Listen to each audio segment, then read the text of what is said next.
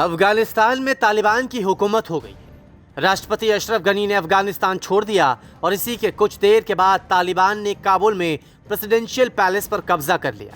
दर्जनों तालिबान लड़ाके राष्ट्रपति भवन में घुस आए और वहां के मीडिया को संबोधित भी किया। काबुल स्थित प्रेसिडेंशियल पैलेस भी तालिबान के कब्जे में है, जो कभी अफगानिस्तान के राष्ट्रपति अशरफ गनी का आधिकारिक निवास हुआ करता था। ये वही प्रेसिडेंशियल पैलेस है जिसका भारत के साथ गहरा नाता भी रहा है।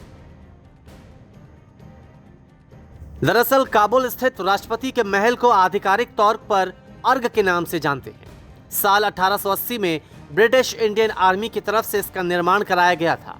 कई सदियों से अफगान के राजा और उनके परिवार का अर्ग ही ठिकाना रहा। 20 साल से अफगानिस्तान के राष्ट्रपति का आधिकारिक महल ये रहा। अब चप्पे चप्पे पर तालिबानी लड़ाकों का कब्जा है। इस महल में राष्ट्रपति का ऑफिस और फर्स्ट लेडी का ऑफिस भी है। इसी जगह से अफगान के लिए नीतियां भी बनाई जाती हैं। अर्ग के ज्यादातर महल और बिल्डिंग्स को मध्य एशियाई आर्किटेक्चर डिजाइन पर तैयार किया गया है। आर्किटेक्चर में हिंदी और ब्रिटिश डिजाइन को भी देखा जा सकता है। अफगान के प्रेसिडेंशियल ऑफिस में कई और ऑफिस भी हैं और साथ ही साथ कई तरह की मीटिंग भी हुआ करती थी। राष्ट्रपति अशरफ गनी और उनके प्रोटोकॉल का ऑफिस यहीं हुआ करता था। राष्ट्रपति के चीफ ऑफ स्टाफ का भी ऑफिस यहीं हुआ करता था।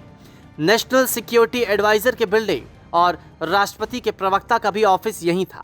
अफगान नेशनल सिक्योरिटी फोर्सेस का भी ऑफिस था।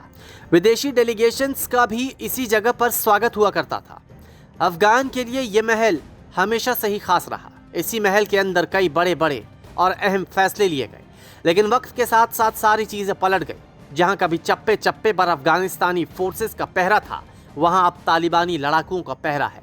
जहां कभी अफगान की नीतियों पर चर्चा हुआ करती थी, वहां से अब तालिबानी फरमान आ रहे हैं। न्यूज़ तक ब्यूरो।